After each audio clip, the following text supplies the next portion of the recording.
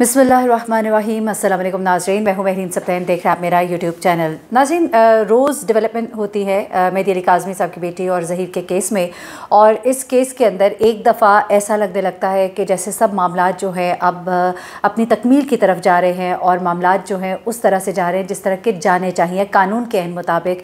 चीज़ें तो कानून के अहम मुताबिक ही हो रही होती हैं, लेकिन कुछ चीज़ें डेवलप हो रही होती है, कुछ चीज़ें चेंज हो रही होती हैं, और ऐसे में एक छोटी सी खबर को हवा बना लिया जाता है और उसको कहा जाता है कि ले जी उनकी हार हमारी जीत, हमारी हार उनकी जीत। ऐसा नहीं होता। इस वक्त एक डेवलपमेंट हुई है, मैंने कहा आपको इस बारे में बताऊं क्योंकि इससे पहले कि रात को जो महफिल सजती है और उसके अंदर हर सच को झूठ में बदलने की कोशिश की जाती है और आधा सच जो है वो इस तरह से बताया जाता है कि वो मुकम्मल झूठ हो जाता है। तो मैं आपको ज़रा बता देती हूँ कि एक डेवलपमेंट हुई है और ये कोई हतमी डेवलपमेंट नहीं है, और फिर उसके बाद मैं आपको कुछ और अहम चीज़ें बताऊँगी ज़हीर की वालदा के हवाले से कि इस वक्त वो कहाँ पर है और उनको गिरफ़्तार करने के लिए इस वक्त क्या तैयारियाँ की जा रही हैं। क्योंकि ज़हीर की वालदा वो वकील जिसने कि निकाह पढ़ाया, बल्कि मैं यहाँ पर कहती हूँ कि ये बड़ा ही एक अच्छा काम हुआ। वकील हज़रात हमारे भाई बहुत अच्छा काम कर रहे हैं, आप यकीन माने मैं ऐसे ऐसे वकला को जानती हूँ माशाल्लाह जिन्होंने इस पेशे को चार चांद भी लगाए हैं, इसकी इज़्ज़त में बहुत ज़्यादा इजाफा किया। लेकिन ऐसे भी वकला हैं जो अपनी ही बरादरी के लिए शर्मिंदगी की वजह बनते हैं, और इस तरह के काम जो वो करते हैं, एक तरह से मैं कहती हूँ कि अदालत का इतना ज़बरदस्त ये कदम है, इतना ज़बरदस्त ये कदम है, काबिल तहसीन है कि अपनी ही बरादरी के लोग यानी कि ये वकला हज़रात जो हैं ये अगर गलत काम करेंगे तो इनको भी पकड़ा जाएगा। ऐसा नहीं हो सकता कि आप डंडे और सोटे लेके आप सड़कों पर निकल आएंगे और वर्दी वालों को भी नहीं छोड़ेंगे। ऐसा कुछ होता रहा माजी में, लेकिन अब ऐसा नहीं होगा।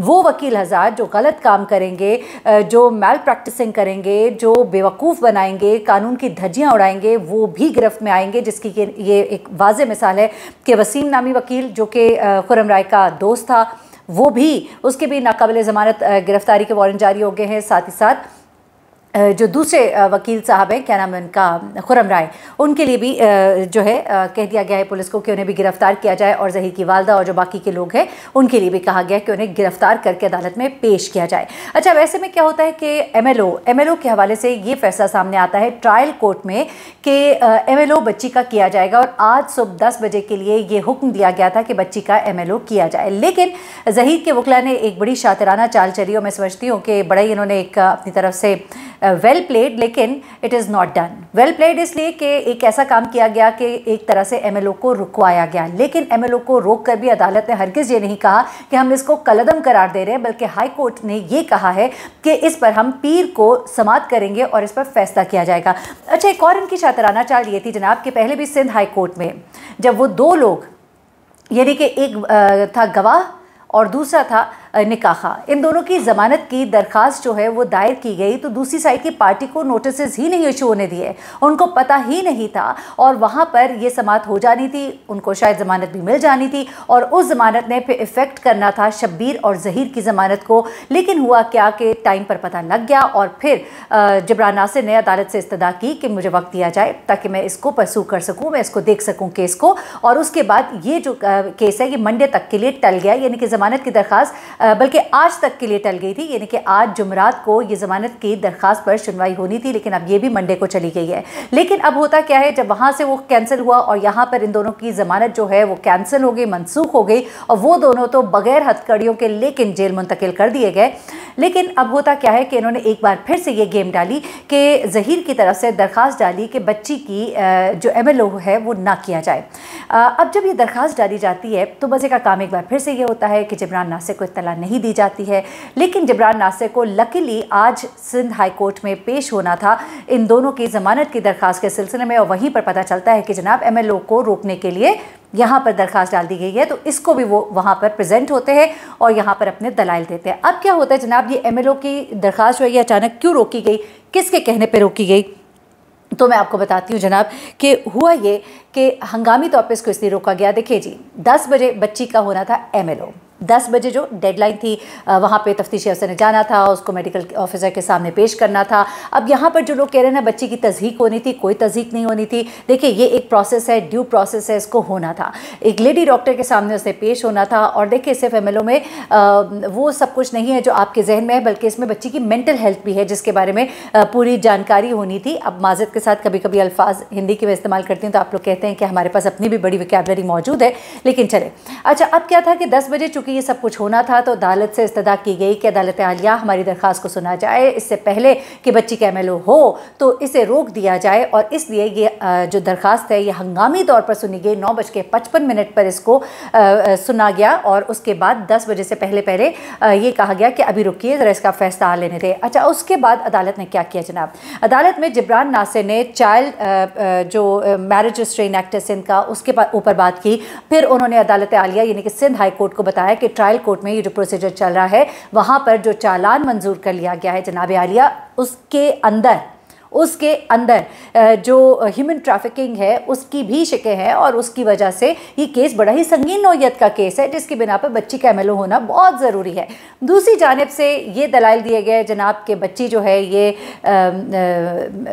रन केस है, बच्ची जो है वो घर से भागकर उसने शादी की है, दोनों की रजामंदी इसमें शामिल है, इस बिना पर बच्ची का MLO नहीं होना चाहिए क्योंकि इसकी ज़रूरत नहीं है, क्योंकि ये तो एक शादी का केस है और शादीशुदा खातून का किस तरह का MLO। इस पर दूसरी जानिब से ये भी दलाइल दिया गया है कि बच्ची जो है वो माइनर है और बच्ची माइनर है इस वजह से इसके MLO होना ज़रूरी है क्योंकि ये अगवा है, ये ज़बरदस्ती है और ये ज़नाबिल जबर है। इस चीज़ के दलाइल दिए गए और ये कहा गया कि मेडिकल बोर्ड बनाया गया था जिसने ये बताया कि बच्ची 14 साल चंद माह की है। अच्छा, अब उसके बाद गलबन 15 साल चंद माह। अच्छा, उसके बाद दूसरी जानिब से ये दलाइल दिए गए जनाब आली कि एक मेडिकल बोर्ड बनाया गया था। वो मेडिकल बोर्ड जो है उसकी रिपोर्ट के मुताबिक बच्ची 16+ थी, लेकिन चूंकि इन्होंने नहीं माना तो फिर एक बड़ा मेडिकल बोर्ड बनाया गया और उसने बच्ची को 15+ करार दिया। तो यहाँ पर भी उनके दलाइल जो है वो फीके इसलिए पड़ रहे थे कि एक बड़ा मेडिकल बोर्ड बनाया गया था, वहाँ पर एक फोर्जरी हुई थी। अदालत में जो रिपोर्ट थी पेश होने से पहले मीडिया पर लीक भी हो गई थी। इस वजह से एक बड़ा मेडिकल बोर्ड एक डॉक्टर की रिपोर्ट के मुकाबले में ज़्यादा स्टैंड आउट करता है। ऐसे में अदालत आलिया ने ये हुक्म दिया कि अभी मेडिकल रोक दिया जाए और इस पर मंडे को सुनवाई होगी। लेकिन मुझे पता है रात को जब महफिल सजाई जाएगी तो उसमें बार बार तालियां बजाई जाएंगी और कहा जाएगा देखिए जी अदालत ने इस बात को प्रेफरेंस दी है और अदालत जो है समझ रही है कि कुछ गलत हो रहा है, लेकिन ऐसा नहीं है। बल्कि चूँकि रिपोर्ट आ जानी थी, बच्ची का मेडिकल हो जाना था, इस मेडिकल को रोकने के लिए, क्योंकि दूसरी तरफ से ये कहा जा रहा था कि बच्ची की तस्दीक हो जाएगी। अब देखिए यहाँ पर जिब्रान नासिर ने कहा कि जनाब बच्ची का मेडिकल होने दें, बच्ची का मेडिकल हो जाएगा तो आप रिपोर्ट को रोक दीजिएगा। लेकिन दूसरी तरफ से ये कहा गया कि चूंकि हमारा कंसर्न ये है कि बच्ची की तस्दीक होगी इसलिए मेडिकल को रोक दिया जाए। तो अदालत ने कहा कि हम इसको प्रॉपर्ली सुनेंगे मंडे को, हम इसको कलअदम नहीं कर रहे, अलबत्ता मंडे को सुनकर ये फैसला किया जाएगा। तो एक तरह से आप समझ लीजिए कि एक हुज्जत को तमाम किया जा रहा है, एक ड्यू प्रोसेस है। चलिए जी, ट्रायल कोर्ट के बाद इनका इस्तेकाक था तो ये पहुंच गए सिंध हाई कोर्ट।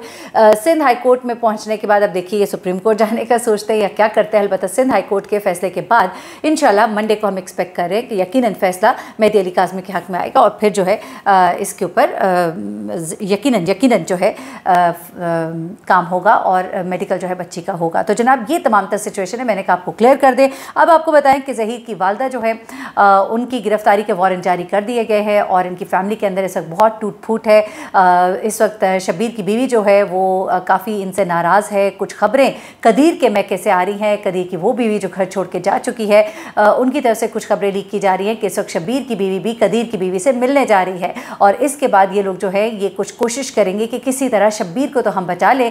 ज़हीर ने तो जो किया सो किया, लेकिन मैं आपको बार बार बता रही हूँ कि इसमें ज़हीर से बड़ा कल्प्रिट शब्बीर है। शब्बीर वो शख्स है जिसने तमाम प्लानिंग की थी, शब्बीर वो शख्स है जो दौलत कमाने का शौकीन था, शब्बीर वो शख्स है जो चाहता था कि बच्ची को आगे से आगे ट्रांसफ़र किया जाए और उसके हवाले से बहुत सी मशकूक चीज़ें जो है वो सामने आती रही हैं। इसलिए मैं कहूँगी कि ज़हीर से ज़्यादा शब्बीर पे फोकस किया जाए और सबसे पहले शब्बीर के जो ताने बाने जहाँ जहाँ जुड़ते हैं। और हाँ, अब मैं आपको ज़रा कुछ चीज़ें और भी बता दूँ। वो लोग जो कहते हैं कि ये गैंग नहीं है, वो गैंग है और किस तरह से प्रूव होता है वो मैं अपनी अगली वीडियो में बताऊँगी। अब तक के लिए इतना ही। अपना बहुत ख्याल रखिएगा, अपनी दुआओं में मुझे भी याद रखिएगा। अल्लाह हाफ़िज़।